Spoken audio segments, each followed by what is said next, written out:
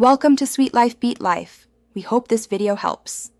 In this video, I will explain how to cook crawfish at home. First, ensure your live crawfish are clean and ready for the pot. Begin by rinsing them thoroughly under cool, running water. This helps purge them of any impurities. It is very important to discard any crawfish that are not alive, as they will not taste good.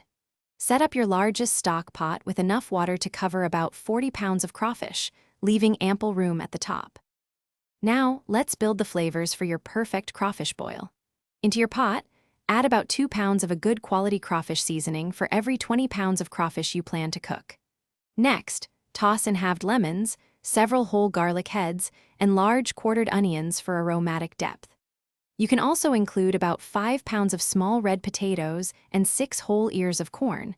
These will soak up all the wonderful spices. Once your water is intensely boiling with all the seasonings, it is time to add the crawfish. Carefully introduce your live crawfish into the pot, ensuring you do not overcrowd it. Let them cook at a rolling boil for about 8 to 10 minutes. They will turn a vibrant red. Crucially, turn off the heat after cooking and let them soak for an additional 15 to 25 minutes. This soaking period allows them to absorb all that delicious, spicy flavor. Your flavorful crawfish are now ready to be enjoyed.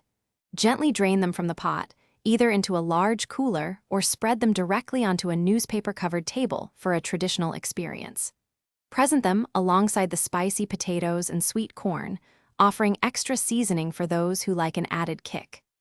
This is a wonderfully messy, social meal, so gather your friends and family and relish every peppery, succulent bite. Thanks for watching.